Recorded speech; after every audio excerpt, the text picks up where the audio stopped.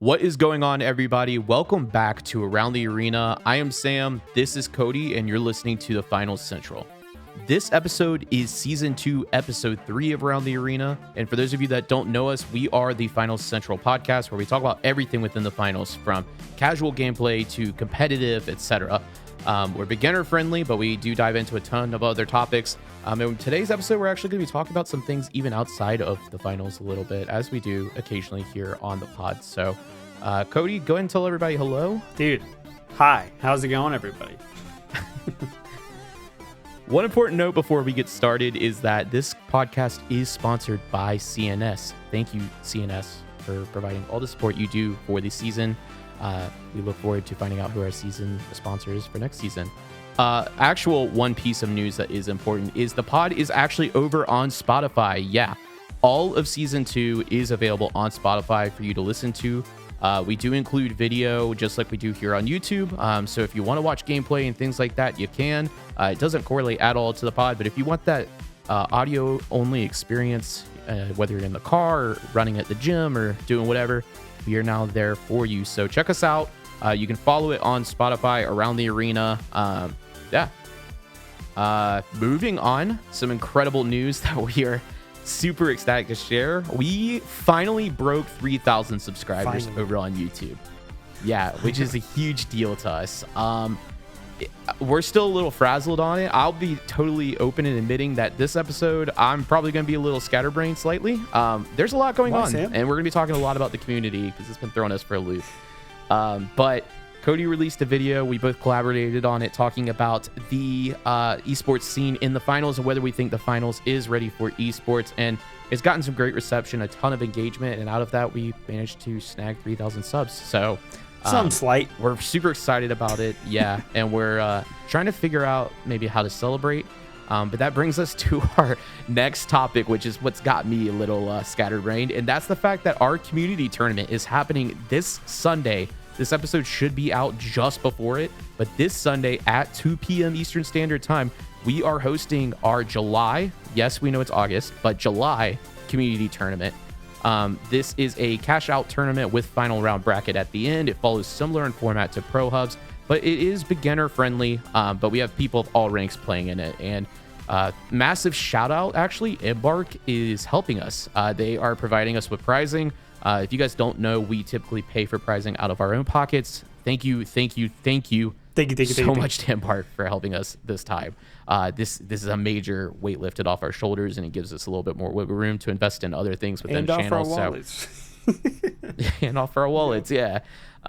So, and it's insane to be able to say that we've collaborated with Embark for this. So, but with the video that Cody put out, it was the first time that we've plugged a community channel here, or a community tournament, here on the channel, in a public fashion like this, rather than just on the pod or live streams. And because of that, interest skyrocketed like crazy. Apparently people really want to try out, a competitive rule set without having the stakes of ranked or your RS score. And then, you throw some prizing in there and people get super excited as well. So we jumped from, I think, 4 teams that signed up, which, keep in mind, that's 3 people per team, so 12 people, all the way up to 24, which is a lot. Yeah, it's 72 people. Yeah. And some of that's been cut. Some people had things they had to do. They got a little ambitious and signed up and things like that and had to drop. But right now we're pressing towards 16 teams total for the event. It's going to be absolutely insane. And like I said, I might be a little fried today. I'm trying to get this planned super quickly, but it's going to be an awesome show. We're going to be having probably 4 groups of 3 competing. They're each going to be playing 4 games of cash out. We're going to try to spectate 1 game from each group, and then we'll jump over to the bracket stage where teams will be playing final round if they qualify, and then first, second, and third are taking home some prizing. So I want to also throw in that, just to give Sam a sense of scale, I think we had 6 or 7 teams last tournament, so we're doubled. Yeah, our highest we've ever had, because we've held 2 of these now, and our highest was 7 teams. And the thing with that is you can't actually host multiple games at the same time with that, because they're not full pods. Cash out requires 4 teams. Now we're in the problem where we need to host multiple games all at the same time in order for us not to sit here and watch group stages for about 6 hours. because each match is about 15 minutes. And they're going to be playing 4 matches. So that's an hour per group, not including pauses, disconnects, reconnects, any of that stuff. So, yeah, it's definitely an operation. It's been a lot of fun to play in, but it's been an absolute sprint for the last 3 days because the interest, rose like 2 days ago. So, we're very excited, though. Teams have logos. We're trying to really up the production quality on this to the best of our capabilities. And we hope you come and check it out. And if you like it, or if you miss it, the VOD's going to be here on the channel. And if you enjoy it, join our Discord. You'll have the opportunity to play in them in the future. We're going to be switching up how we do things as well for these tournaments, make them even more casual. Things like participants sign up if they're just interested at all. They don't need to come with their own team. And then we'll randomize the teams and put you, on a squad, and you'll have like 5 days to practice with them. Or doing stuff like Power Shift or TDM or I don't know, more like fun community projects. But we do want to host these like competitive kind of events as well to let people, like I said, have that experience. So enough about the community tournament. I know I talked a lot about it. It's kind of what my life has been consumed by for the last 3 everything's at the detriment of Sam's mental health. Yeah, I'm in shambles right now. It's like almost 9 p.m. and I finished work at 5 or like really 4, and I have kind of been working on this nonstop. Isn't it fun so that's 5 hours being straight ahead of me by like 3 hours, so you can't even like do anything channel related most of the time until I get off work? Isn't it super fun? It's also rough when you're like, yeah, I'm tired from work and I'll work on it tomorrow, and I'm like, oh my god.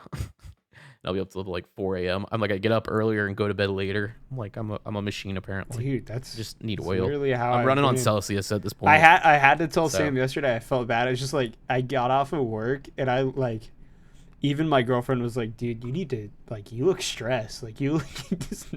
I was the whole time I was sighing really loudly and like my hands were like in my head and I was like, and she was like, dude, you need to like take a break, and I was like, okay. That's how I was. I think we got too ambitious is what we've learned. I've learned this, I think, ever since I started this channel, and it's something I kind of always knew, and I think you're the same way, and I think that's why we mesh so well together, but at the detriment of like our sanity is that we get way too ambitious and hyper focused. We're both very like hyper focused, ambitious people where we'll be like, oh, this would be really cool, and then we're like, oh, we should probably pull back.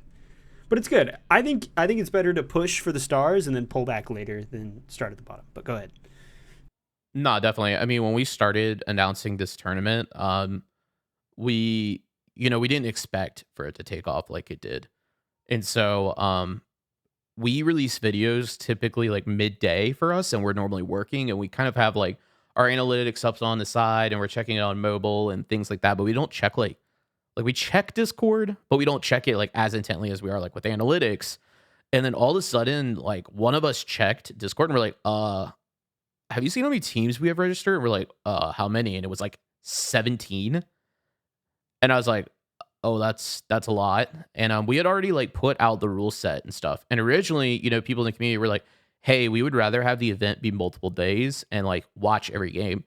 And we were like, I told them, at the time I was like, yeah, that would be cool. Like it is on a Sunday, so that's not really going to happen because we're not running an event on a Monday after work, nor do we expect people to actually show up for that. And then we like, this was Tuesday. So I was like on the way to Magic the Gathering, I remember. And I was like, I think I called Cody on the phone and I was like, yo, we need to like probably put a cap on this event soon because the rate is rising. I don't know what it's going to get to. And it's definitely going to be too big for us. And he was like, yeah, like we could close it tonight. I was like, okay. And like I went to Magic, played at the store for like 3 or 4 hours, came back and checked, and we were at like close to 24 teams. And I was like, dude, we have to close it at 24. We can't do this. I was like, we cannot do more than 24. I was like, we're at the problem right now where because teams are playing 4 matches, like the idea that we had was to like watch the first match, then move to group 2 and watch their second match, then move to group 3, watch their third match, and then so on and so forth for 4 matches. But now we were going to have like 6 to 12 groups playing.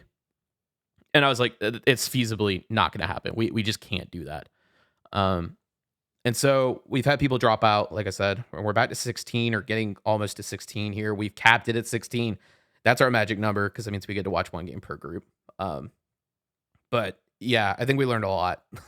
Like put a cap on it ahead of time. Just be like, we're really sorry if you don't make it in, but like this is what we have to do. Another thing I was going to say is like, just even like bringing up the Discord is like we gained, I think 50 members in a day, which was insanity. Yeah, we had just celebrated like 200 members in Discord. I think the same day, just about, that we hit 3,000 subs, and now we're at 269. Funny number, but yeah, it's also that. So it's not even been that. We also upgraded, or promoted, I guess, 2 users in our Discord, Utopian and Vicky, to mods to help us out. So we've already done mod expansion, which is something we didn't expect to have happen yet. But we definitely needed it, and we appreciate them, being willing to help out. So yeah, this week has been an absolute sprint when it comes to growth and like being robust, because we do run this thing like an engine. Um, and yeah. So moving on, one more thing is we had our Wednesday watch party a week ago now. So not this week, but the week before. And we actually hit a peak of all time viewers for that watch party. It was a Wednesday night for NA. And we had like 25 viewers between Twitch and YouTube, which I know, like, to people who don't stream or do content creation, that doesn't sound like a crazy number. Like 25 is just 25 people, but like in the live streaming space, having 25 people watching your stream at the same time I've never hit that number. I don't think. And for those of you who know me, you know that I streamed on Twitch for a long time back during like COVID. So much so that I almost hit like 500 followers and such on Twitch. I don't think I ever reached there, especially for the length of time that we had on that stream. So anyways, it's just like a thank you to you guys for checking it out. We're glad that we're able to provide the watch party, which is like a beginner friendly experience to learn more about esports within the finals, because the finals is hard to follow, obviously. We made an entire video talking about how that's the case. But the pod last week was also the same way. We're not going to go really into it, but like, we're glad that you guys appreciate the fact that we do these things. And it's good because these are things that like we wanted to do from the day that we started the channel. Like, our content on this channel has shifted here and there. You've probably noticed, like, we're not doing so many like patch update like note things anymore unless they're big. We're not really like covering every minuscule like little detail in the finals at the moment. Instead, we're creating more like live events and content and things like that that kind of get players excited about the game and other facets of the game. And that was like what we wanted to do when we created the channel. But the thing is, like, you can't do that from ground zero. You got to build your community first, become reputable, things like that. Which is probably a good episode for another podcast at some point. Talk about like, I guess, how we got here and like how important it is between like networking and being reputable and like becoming like a pillar in the community rather than just being a content creator. Which Yeah, like I mean, not to like a lot of harp on it too much, but even just like we've gone through so many pivots, like as creators, just in general throughout the months that we've been doing this, to the point where there was even like a disconnect. I mean, Sam and I were always on disconnects like constantly, but I feel like we're finally in the flow state. We're finally like on the same page and working together in tandem in a way, at least in the same goal. But like just in general, like sometimes we'll have disconnects with our goal and like how we're actually trying to get there. Like we'll have to reevaluate ourselves and be like, yeah, we're not really like, yeah, we're not really doing the thing we should be, or we're not really like doing, this thing. And it's just kind of cool to see like how much we pivoted. Yeah, absolutely. I mean, I think almost every week we have the conversation of almost like what's going well and what isn't, what we could fix. I mean, we are always revamping something, whether it's like, which is good, but you should be always. Yeah, like whether it's like cleaning up channels in Discord versus like how we run the watch parties versus like our thumbnails, our graphics on stream. I mean, we've gone through like 3 stream graphic loadouts and we've only been here for 4 months. Can we talk about how many like people gave us so much crap for our thumbnails? And I see like some big creators that I feel like we deserved a little bit. I'm not saying they were great, but I feel like we deserve a little bit of respect. Okay, ours weren't that bad. Like they were bad, but like I've seen worse. No, 100%. People are pretty big. And I mean, like I'll openly say that I'm not good at making thumbnails. There's a lot of thumbnails that I make that are like a skeleton of an idea, and I'm like, bro, I don't know how to make this pretty. And then Cody goes and fixes it. But I've never been good at that kind of stuff, and I know I'm not. And you know what? Like one day maybe we'll have an artist, but it won't be me. I can tell you that. because I'm Hey, chalked man. when it comes to graphic. I just want you to know that graphic design is my passion. All right, bro. You got it. You got it from here on. I'm out. Tapping out. I've been doing it. I know. I've been doing Yeah. it. I'd be like, here's the idea. I always you say build it you're all. the you're the idea guy, and then I come in and make Gosh. it look pretty. Yeah. We need the idea It guy. sucks too, because like we run like I notice how much I dislike doing that stuff when we do like streams like this tournament, for example, because like I'm having to build all the scenes on my end because Yeah, we did not give you the right job. I know, but it's like I have the hardware to do everything, and like between like production and things like that, like I'm familiar enough with between Twitch and YouTube, and then like I have my stream deck is absolutely kitted out at this point. It's like I know how to run the show, but God, do I hate going into Streamlabs and actually or OBS and like changing everything. I cannot stand it. It drives me crazy. That's what I'm saying. Is like we like in hindsight we kind of we kind of messed up. I'm just gonna team view my computer and be like, bro, just log in. You can do it from here on. Dude, honestly, like I'm just gonna leave my computer on, let him remote in. He can hack all my data if he wants. I don't care anymore. If it means I don't have to do anything with overlays, I'm probably. Dude, cool I've with known that. you for so long. I got everything I need. Yeah, he's already bro. got me downloaded. He can make a clone of me if you wanted. Yeah, dude, I'm good, dude. I can do that with my eyes closed. True. Oh man. Okay. Well, this weekend, I think this is gonna go up on Saturday. It's Friday night. Try to. Yeah, we're gonna grind and hopefully get this up by Saturday. But Saturday is ProHubs Playoffs, which means that ProHubs Playdays have finally wrapped up. Now, if you're not familiar with ProHubs, we talked a lot about it in the last pod, and Cody also talked a lot about it in our most recent video, which you should check out.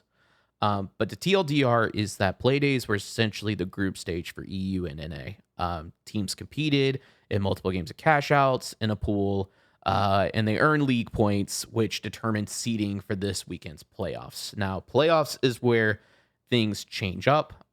Teams start playing final round. It's a 1v1 format, or I guess 3v3, but one team against one team instead of multi-team format.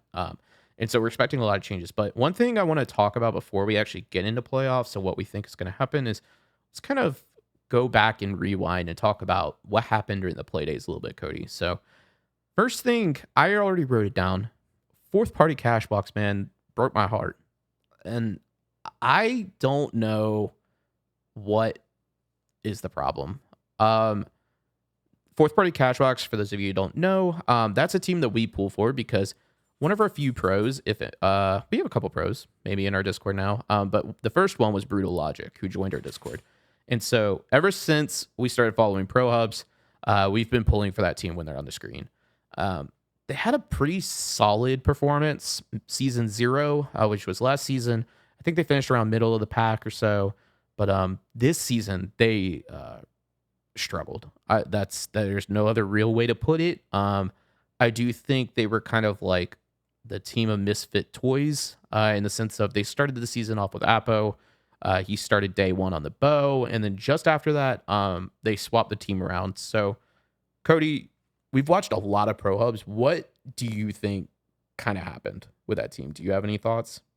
Yeah, I feel like it's a lot of teams that are in the bottom half, and I feel like it's just the disconnect between the players, right? I feel like a lot of the teams, they are great players, right? They have to be good players to be here. There is a reason that they are in ProHubs, and that is not an argument to be had, right? It's obvious.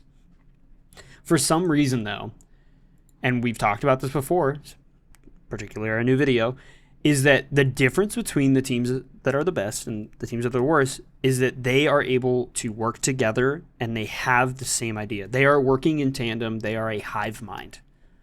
Mm-hmm. And I think that's the difference with fourth party Cashbox, right? Or even say Via or, Off Key or the Scallywags, is that they're all playing great, but they're not playing great together.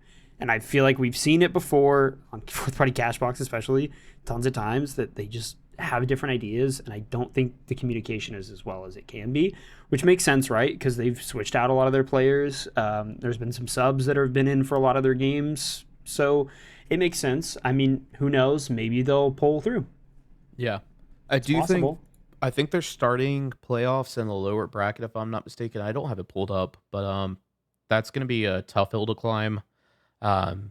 we've seen it. Make-A-Wish from last season did that exact thing. But the thing is, like, when you start in lower bracket, you basically like are down to life, right? Like if you start in upper bracket, you have 2 lives. If you get eliminated or you lose your matches, you go down to lower bracket and then you can make a run back up. If you start in lower bracket, you don't have that lifeline.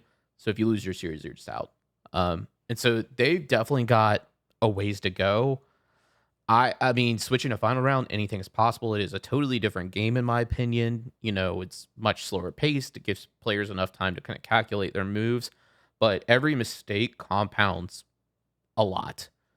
We saw that a lot during the last playoffs and championship series where teams were like bricked at the time, were making just very small mistakes that really just started compounding, and it showed so much more at that stage versus it would have like in cash out or something where they had been dominating. So it's definitely interesting. I have no idea what to expect. I really hope they can pull it out though.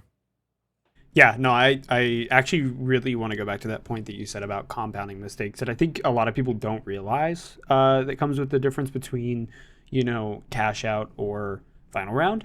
And it's that one little mistake in cash out you can really come back from, right? Like there's so many times, and if you play the game, you know, you could be in 4th place in cash out on cashbox 5 and 6, and you can steal one and you can go to 2nd or even 1st sometimes. It's entirely possible. Final round, one person gets killed too early and the whole push is dead. Yep. Just like that. Like you just got to wipe and reset, call it a day.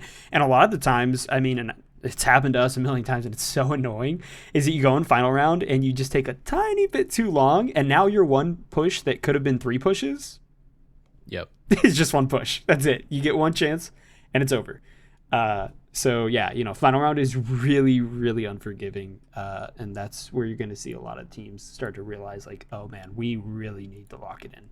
Yeah, I also think it's going to be interesting. I don't know if we'll see a lot of this, but I would be curious to know how many of these teams actually do scrim final round because, I know like final round, I'd say I'm pretty weak at, and I would argue like our trio is normally pretty weak, and it's mainly because like you really don't play it that often unless you're dominating a lot of ranked lobbies or world tour. But I mean, we get knocked out in like 3rd place a lot of times in tournaments and things like that in game. And so like to get practice in, you really need to run like private matches more often than not. Now I've seen Envy and I've seen Refine like scrim against each other. I watched Refine and I think Fourth Party compete against each other. Maybe it was Envy at the time playing them, but I've been seeing some of these teams, you know, loading up scrims, running private matches, which is good because, like I said, you really don't get the practice like you do with cash out in the game. I'd say you spend majority of your time playing the finals playing cash out if you're not running private matches. So I'm curious to see if that translates a lot. I mean, it's kind of hard to say if it does without us like knowing if those teams are practicing a lot like that. But yeah, I would even say too, like I feel like people don't realize like how different of a game final round versus cash out is. Like it quite literally, in my opinion at least, is a completely different game. To the point where I'm hoping that we get to see a different meta. Perhaps we probably will. I mean, I think we're gonna see a big change. Yeah, I mean, last playoffs and grand champs, we constantly said that there was a lot more of a bunker comp. It felt like, and teams were having trouble pushing through goo and things like that. And we were like, bro, pull out the double barrel, like start blowing these guys up. And it was like they were still trying to force the XP54, the FCAR, or FAMAS. Like it was just all the same meta the entire time. And we saw a lot of teams like struggle to actually retake anything. So many teams. I really hope we see the M11. I would be interested to see a like. I wonder what map would be best for it. Probably like suspended structures. We'll definitely see it on Bernal, but like a pike, like light, you know, LH1 or something. Like I don't know, something goofy, like something just so stally. I think it'll be really cool. I hope we don't see too much bunker. I know we will, but I'm hoping there's a few games that are like really, really hype and change it up. Which we might see. I want to know if teams pull out the double heavy and have healing emitters show up. I think they might, dude. I've been saying this low key that like I feel like the sleeper meta that's gonna emerge is double heavy and I think light. I know it sounds kind of crazy, but you have those 2 heavies that are just constantly roaming around and being so annoying, and the light just runs around with like a double barrel or the M11 and just picks everybody off. Yep. I would not be it's gonna be surprised if fire. you see that, or if you see the inverse of 2 light, 1 heavy. Yep, exactly. I was Um, gonna say if there's a lot of people running double heavy, we might see double light, which is gonna be even crazier. yeah. I would not be surprised if you saw it. I hope low key we see it. I feel like it would make sense on paper. The burst healing out of double light could be crazy, or the sustained healing with a bunker down on double heavy would be pretty crazy. Because the thing is, like, you don't need to move around as much. There's no doubling. There's no like, let's leave this cache and go contest another one. There's no third partying. Like, it's just you and that other team. All you gotta do is lock down the zone essentially. And I mean, imagine 2 heavies, 2 dome shields, 2 barricades, 4 goo grenades, and then you have like a medium with defib, and like say the one heavy's running winch and one heavy's running like mesh wall. Like, I don't even know how you go about that. I think you just chalk it up. You just end the game and be like, all right, well, good game, guys. I mean, I don't know how to push that. that's the thing. Do you go that, or do you go double light and have 4 glitch grenades and turn all that off? You know? Yeah, I mean, but even then, with like how strong the SA-1216 is, in my opinion, I feel like it's gonna be really hard for lights unless you're running Absolutely. DB or it's gonna be really hard for lights to push through. You're gonna have to really lock in. All I gotta say is if pro teams are not watching film, you better be watching film. People are scrimming live on Twitch that you're playing against. I'd be watching film for sure. I'd be taking notes. You get a team that runs just double medium and call it the kidnap meta, and they just demat under one. Just kidnap them. Yeah. So moving into the next one that's kind of exciting is we saw. Did you already mention MV and all that? No, right? I was getting ready to say. Oh, okay. You probably heard me earlier. Yeah. Refer to Envy. Which, what's that, if Sam? you guys have been around the esports scene for a long time, not the finals, but just the esports scene for a long time, you may have heard of Team Envy or Team Envious. Yeah, they're in the finals. They picked up the team I mentioned earlier, which was Bricked, which consists of STN2K, Stooge, and Busy. Awesome team to pick up, by the way. I mean, great personalities. All 3 of them stream. Busy just hit partner on Twitch. I think STN's going for it. Just an awesome team to pick up. I think they're a great personality. They remind me, in my opinion, of old school Optic in a way, which is where I grew up watching Envy, was competing against Optic. I remember when Scump was a trader to Optic and went over to Envy briefly with COD Ghosts. Yeah. So it's exciting. They totally just dropped the announcement on Twitter. Like, there was really no knowing this was coming. If you guys know, before Envy, we had Pulsar. That was the only confirmed, well, not confirmed, but the only signed esports org. Space Station Gaming has been signed, but have not announced their roster, which I don't know what you're waiting for. I know. It's like now or never, because we're in ProHubs. Like, I feel like you get your team on the map now. My other idea is they're waiting to snipe the team, bro. They're gonna snipe What the are they best waiting team. to snipe? It's all going to be gone. I mean, Space Station announced their partnership with the major like months ago now, like 2 or 3 months ago, I want to say. Maybe not that long. Maybe like 2 months ago. Someone needs to pick up Team Ed, bro. I'm saying, yeah, somebody needs to pick up Team Head for sure. But yeah, it's crazy. They haven't announced their roster, but yes, Envy is in. They seeing their logo on the ProHubs site and streams was a fever dream, specifically for me. Like I said, I remember watching Envy compete against Optic back in Call of Duty days. I've seen them in a bunch of other esports as well. I mean, it's just really, really cool to like see that now. It kind of like confirms our thoughts on like if the finals is going to become a major esport, and like having a team of this caliber signing is definitely reassuring. Because I'd put them right up there with Optic or FaZe or C9. I mean, I think the possibilities are endless right now for who signs. So speaking of signings, the GOATs were also signed by Alliance Esports. Alliance is a team that I'm not as familiar with, but I think they're big out in the EU in the esports scene. So it's very exciting to see that they were signed. Yeah. I was gonna say I was looking Alliance up because we had this topic coming up next, and I actually found a article on the Alliance website from May 28th saying that they were going to enter the finals. Did we just miss this, or did I forget? No. Yeah, we knew that this was coming, but we didn't know if they were signing a team yet. They were the same situation um as Space Station, where they announced that they were like partnered with the major, but they had not announced a roster. But they have announced the roster. Within ProHub specifically, it's 5 people, but I think there's only 3 that are actually on the team, and that's going to be Carnifex, Alphonse, and Palma, I believe, are the 3.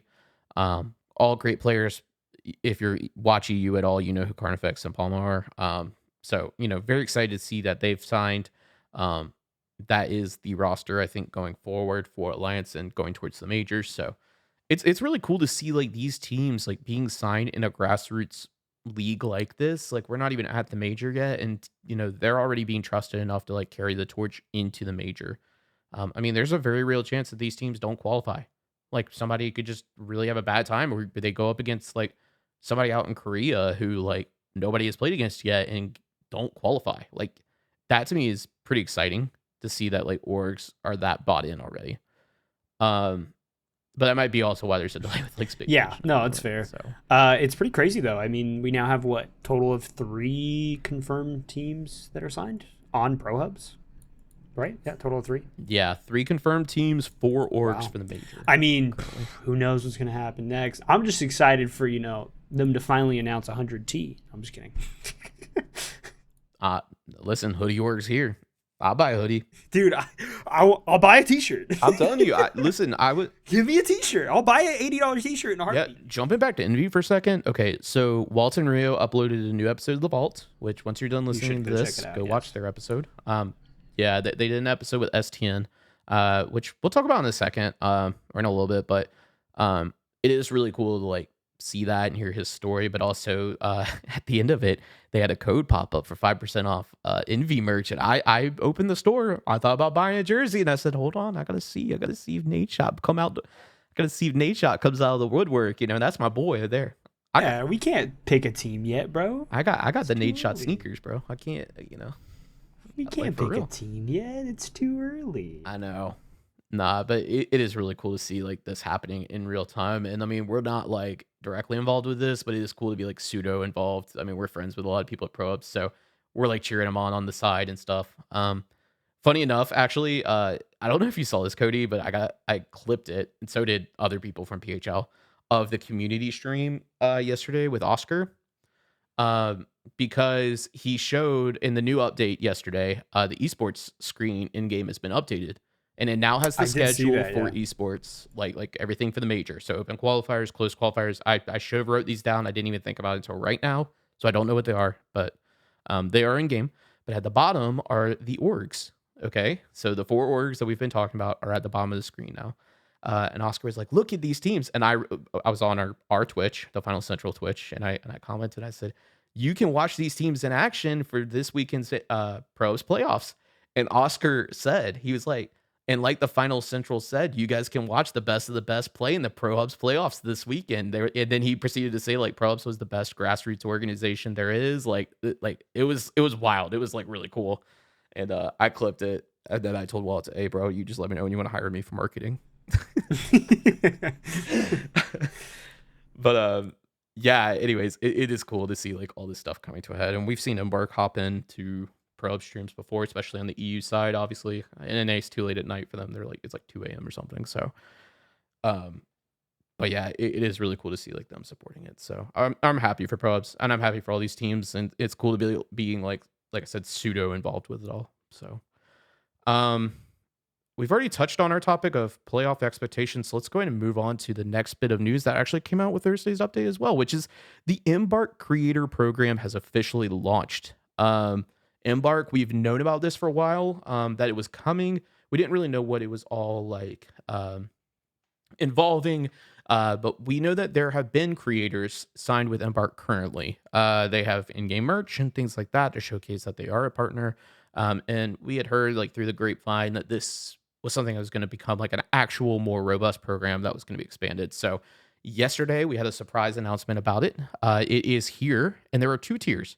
Currently it is creator, which is the lower tier, and it's whether you're an up and coming creator or just starting out, we want you to be a part of the adventure. Basically, if you get accepted for this, you can apply. Anybody can go and apply right now. Obviously, I would recommend being a creator.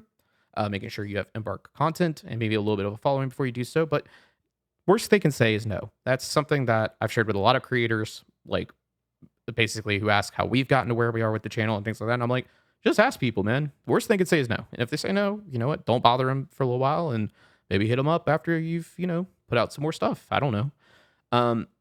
Anyways, with the creator though, if you are accepted, you will gain access to preview events, seasonal perks, and assets to enhance your content creation. Some of these are a little vague, I will say, but access to preview events is pretty cool. Now, Cody and I, we were invited a while ago to the season 7 preview event with a bunch of other creators. This was one that was before the one that was open application where you could apply to be it. We were hit up by Embark. They said, "Hey, we want you to play in this and check it out." And we said, "Yes, please."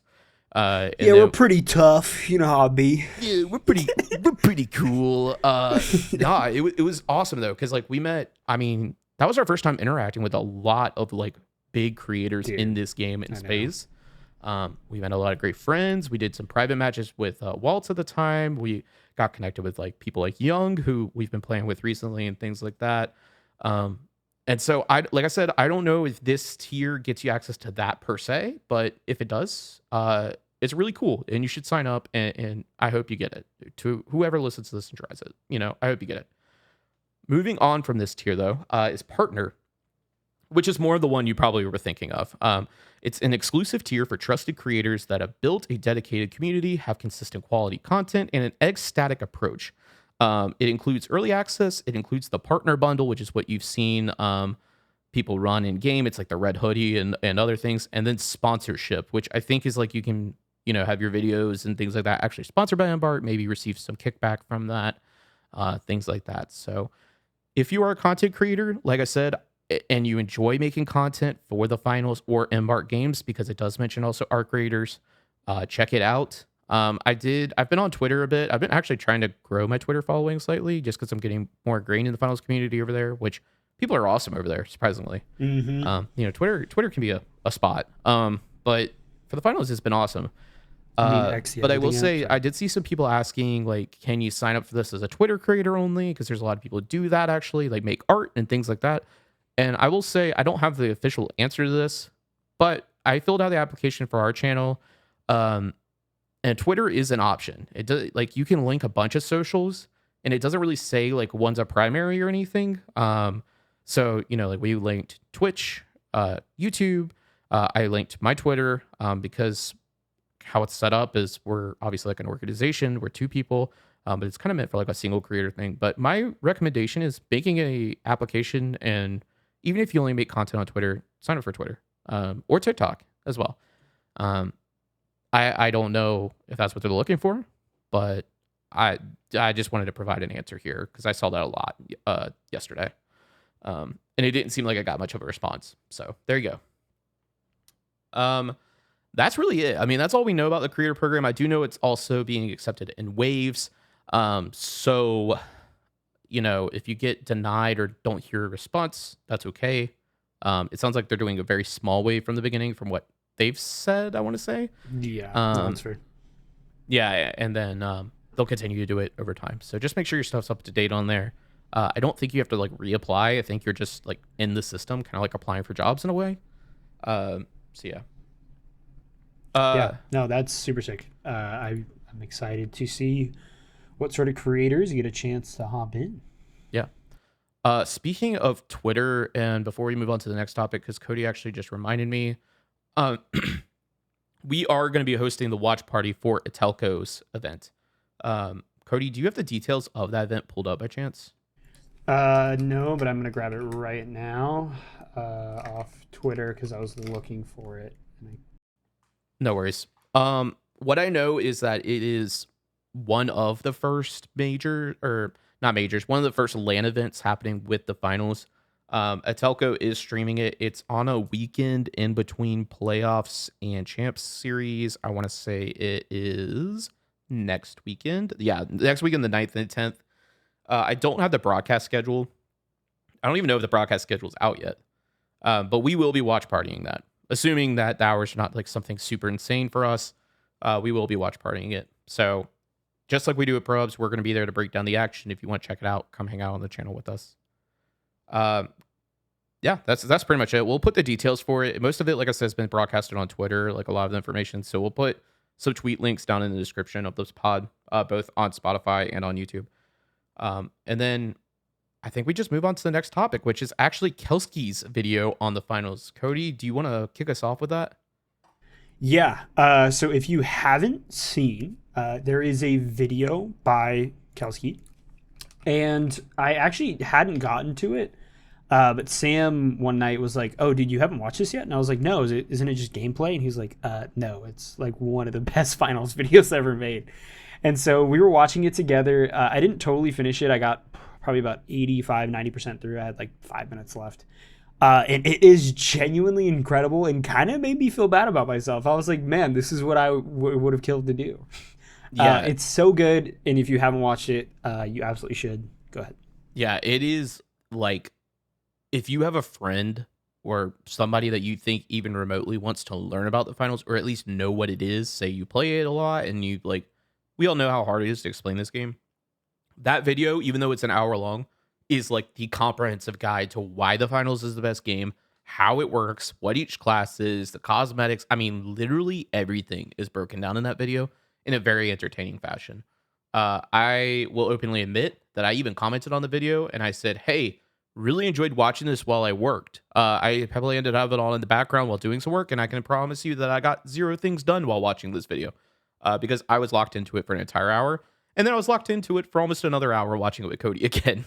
It is genuinely like that good.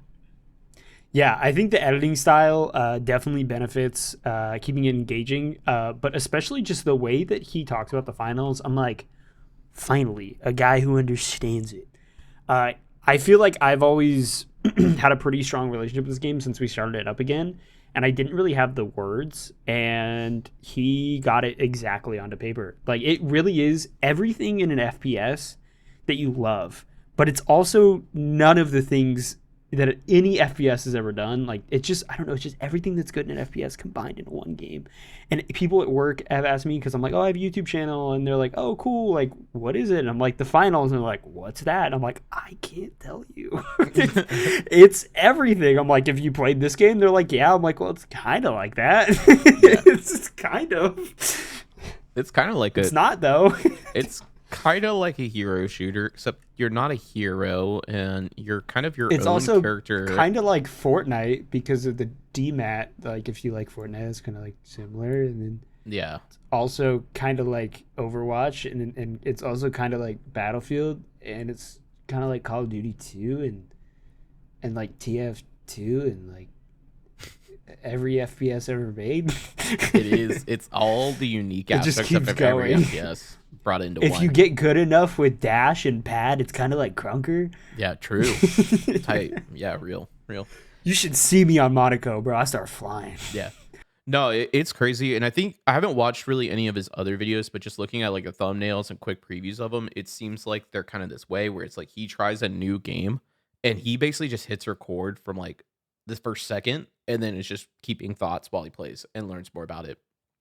And he took a long time to make this video. Like, I had seen tweets about this video from him for, I mean, probably a month, if not 2 months. And I mean, I know he had footage from like season 6 in there, at least.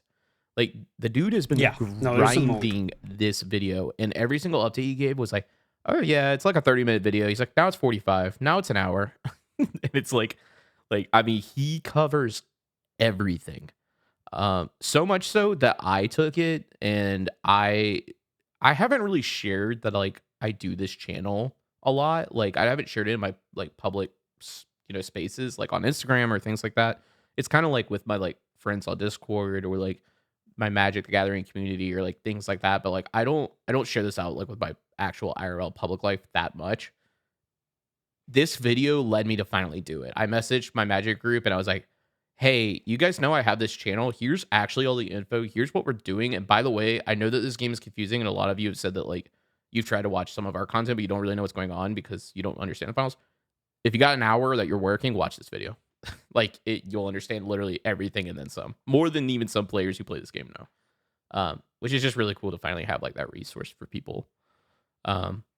And it's also just a good watch. It's like a genuinely good video. Yeah, it's a genuinely good video. So, anyways, yeah, go check that out. Moving on, we mentioned earlier that the Vault have released a new episode, talking with STN from Envy. STN is a medium player. I'm just gonna give some highlights, and then I recommend you go check it out. Link for the episode will be down in the description. But STN surprisingly came from competitive Titanfall 2 and started in the finals as a grapple light player, which I found fascinating because he's a medium player now. It's kind of crazy. I mean, it makes sense. Like you hear like Titanfall, you're like, of course he was running the M11 with grapple and like B hopping every corner to like beam down people. Like that makes sense. But now he's like playing medium, which is just wild to me. But this actually brought up a topic because I was watching this and I put this on our notes here to talk about, and I think it's been a little insane. And maybe you've noticed this as well, Cody. How many different gaming backgrounds people have come from within the finals, and how the finals has grabbed those people. For example, STN came from Titanfall. Okay, it's an FPS, but like it's got some similarities to the finals, but it's also different. We see a lot of Siege players. Waltz is like, really into this game, and the only game that I think he's ever mentioned us that he was really into was Dota, of all things. Like we've got casters from R6 now. It's pretty insane to me that people are coming from such far backgrounds to like actually check out this game. So that's really all I wanted to touch on with the episode. Like I said, I recommend all of you go check it out after this. It's over on YouTube, The Vault. Check them out. Tell Walt and Rio we said hey. I wanted to bring something up real quick that is, not to go back to Kelsey's video, but it's also something that is brought up in the STN interview.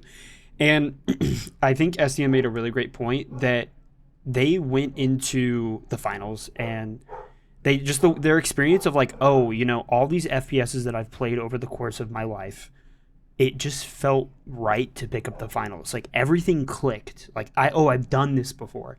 And I think that's something that makes the finals like as good as it is because, I think a lot of people struggle to get into new games. I can speak for my, girlfriend, for example.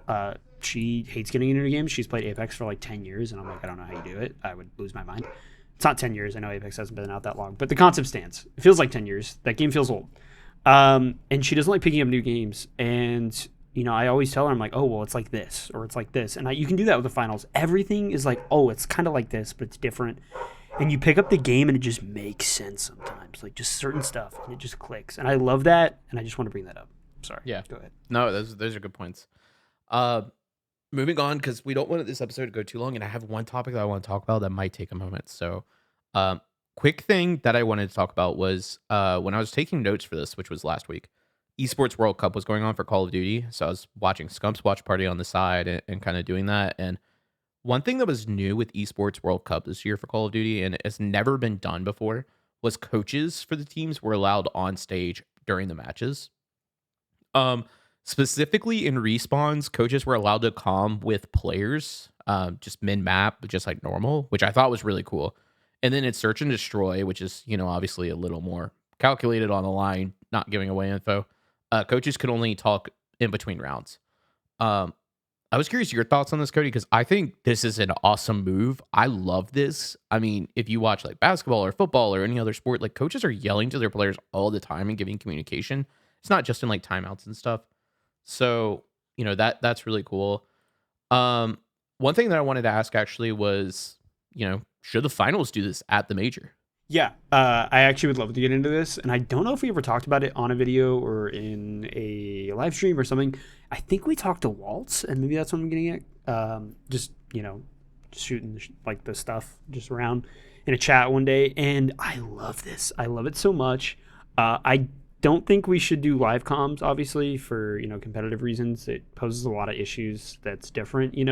In sports that are like on a field, you can see everything going on, but you can't see the like person's head and what they're thinking. For video games, though, it's a little different, where positioning and like having the element of surprise is kind of important a lot of the time.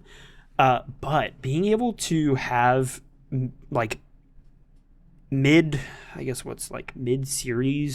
adjustments is, I think, necessary to making a game long-term live on and be fun to watch. I mean, there's so many esports games, which I'm sure you'll agree with, that you just see a team continue to make the same mistake the whole series, right? And you're like, dude, they're gonna lose this, and it's so dumb because you as a viewer see it because you're seeing both ankles. And that's something that a coach can go and be like, hey guys, you keep challenging B, and I don't know why it's not going through your head, but B's not working. Can we change it up a little bit? And, some teams are able to do that. Maybe they have a good IGL. Maybe they have someone that's just a little bit more aware and looking for those mistakes. But a lot of people get hyper-focused. It's something that happens, especially when you're like so, locked into something. You're going to miss mistakes. You're focusing on yourself, not the team, and just the overall big picture. Having a coach that's constantly looking for those things and telling your team what to fix makes the matches overall so much more interesting because you're seeing all these micro adjustments throughout the game. So you're like, oh, okay, they learned this.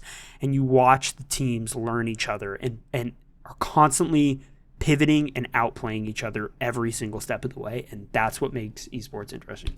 So I'm so glad that COD did it because, oh my gosh, it's so boring when everything's the same gun, same map, same points, same everything. And it's like, okay, now there's a little bit of variance. And the finals doesn't have that problem, but it's still a thing every esport should do. So, yeah, it's super cool. Yeah. Yeah, and it sounds like it was well received by the players as well. I think they enjoyed having their coach there and being able to, like, snap them out of, like, the same rotation, like you said, of just hitting the same wall. It looked like our teams just played significantly better in general. We saw a lot more dominant teams than we normally do. It seems like teams had stuff that they figured out by this. So I think it's awesome. I will say, I think I would be okay with the finals doing this, and having coaches live comm during like cash out matches. Uh, I'm assuming the coaches only have access to their players' POVs, like basically getting a feed from each player. Um, so I mean, I don't think like competitive integrity would be gone by that. Like it would be different. They were obviously watching like the caster view. Um, but I would be down to have like coaches on stage at the major in Sweden being like, yeah, guys, we keep pushing this team. They're holding height on us. They're abusing us in this situation. Let's try like this other play. Like it kind of like you have the IGL, but the IGL is like the quarterback in football who's kind of executing the plays that the coach is telling him. And I think that could be really useful in the finals. Yeah, I was going to say as well, I would be interested, and we don't know yet, but I would love if like a team got like even a 30-second pause, maybe somewhere later into the bracket. Or you can give like teams overall, like, hey, you have a 2-minute clock. You can use whatever you want for this whole series, but whatever. You run out of time. If you decide to use 1 minute doing something, that's your fault. But hey, you have 2-minute bank. Use it how you'd like. If you want to do a quick 10-minute call, or sorry, 10-second call, pause real quick. Hey, stop doing this. Okay, go back in. I love that because it's something that's built into the game already, and I think it is cool to like. If you want to just do in between games, I get it. I understand it. That's fine too. But it is fun sometimes to have like that pause. Like one team gets one pause or something and they can like talk out real quick. Yeah, like a timeout. Yeah, quick timeout. Quick timeout. I just don't know how you would execute that in the finals because the game is constantly ongoing, including final round. Maybe you can only do it like between in between rounds. wipes. Maybe in between wipes or something. On final round only. Possibly, but I feel like even between wipes, teams are normally rotating and starting to like in final round, even like teams are rotating out and trying to take positioning to like spot the next spawn and things like that. I feel like it would be like really clunky to have timeouts in the game, not just for disconnects. There's also one complaint I have about like pauses in the game currently. Like you can pause a private match. I wish it would do a countdown for when the gamers are starting. I agree. What we normally do is we type in chat. We just type like 3, 2, 1, and then it restarts. It just resumes. But it can take people off guard, so it'd be cool to like have it like countdown in the game. A lot of games will like do the countdown in chat, like for you, like kind of what normally a person would do, but it'd be like a server based message. So it's like 5, 4, 3, 2. Yeah, exactly. Which is great. I would like that. It'd be cool. Yeah. So we are about 55 minutes in. So we got like 5 more minutes on this episode. And this is the last topic I want to jump to because I'm curious your thoughts. And I actually had a long conversation about this with people in Discord earlier today, like Cred in a voice chat. Are game companies kind of selling themselves by not letting legacy consoles die? And it hurts me to say that this is a legacy console, but I'm talking specifically like the original Xbox One and PS4. And their Pro variants, in my opinion. But something that brought this what made me think about it real quick was like Black Ops 7, like I guess had like a trailer come out or something. I don't know. And I saw a tweet saying that it's going to be supported on Xbox One and PS4. And then yesterday was the Battlefield 6 like multiplayer reveal where they had a bunch of people come in and play it. Like I think they had like 200 creators like in person playing. And that is not supporting Xbox One and PS4. And so I think my question to you was more like, this can even carry over to PC, right? Do you think like a lot of these issues we're having with games currently with like crashes and like optimization and it not running as well and like just being like bad, I guess? Because I feel like game stability is like at an all-time low, in my opinion. I feel like a lot of games come out and they instantly just have problems. Do you think that might be like able to be counted up to like just legacy consoles being supported and they just cannot seem to let the old hardware go? Yeah. So this is actually a really cool topic, and I'm glad you brought it up. And I saw it earlier, and I was like, ooh. This is something I'm really passionate about. If people aren't aware, and if you're not familiar with GPUs, I will give you a quick heads up. The Xbox One X has the equivalent of a 1060 or a RX 580, and the PS4 Pro has a 570, RX 570. If you are not aware what those cards are, they're actually wonderful cards. However, they were wonderful cards, 10 years ago. Yeah, a long time ago. That is a big problem. And actually, there's a lot of devs, and I wish I had the sources on me, that have come out and said that that is a huge problem. And that is actually a reason why you have not seen as much advancements in video games since. If you don't remember, people that grew up in, like, say, the Xbox to the Xbox 360 era and all that, the amount of changes in games were insane. And it wasn't like that before. You move to the next generation and everything's cut off. There is no, hey, we're going to support this. But unfortunately, it got to a point, right, where these consoles lasted for so long that you kind of can't really like ditch 100% of your player base because only 10% of them can move at once because of scalpers, or that the console costs $700 or $500 or whatever it's worth. Yeah, it's a very big problem. Devs have come out and said, yes, this is a reason why the game is like this. It's because we are still supporting stuff that is, 15 years old. And it's not just consoles, it's also PC as well. A lot of people have said, hey, the reason why, your game is like this is because we still have to support graphics cards that are 15 years old, or people with CPUs that are 10 years old. It's a really big problem. It really is. Engines to the point cannot even understand some of the hardware that are in devices anymore because of how old they are. They physically cannot. It's a very big problem. And with the ever growing price disparity of new parts or devices, it's only getting worse. Yeah. So that is my opinion of it. I'm kind of getting to the point, like I was shocked to see that Black Ops 7 was going to be supporting these. It's because it's the exact same game as 3 years ago. Sam. Well, even 3 years ago, didn't Black Ops 3 have problems? Oh, I guess that was for PS3 and 360. Now I'm thinking about it. But I remember that had like so many texture flaws because it couldn't run it. That game wasn't even the same game. Right. It's like when your mom got you, Call of Duty on the DS, and she was like, "Hey, I got that Call of Duty game you wanted." And you're like, "Oh." Yeah. Or like on the Wii. Thanks, I got COD thanks, 4. I don't even remember the name of it. It had a different like tagline to it, but it was a COD 4 on Wii.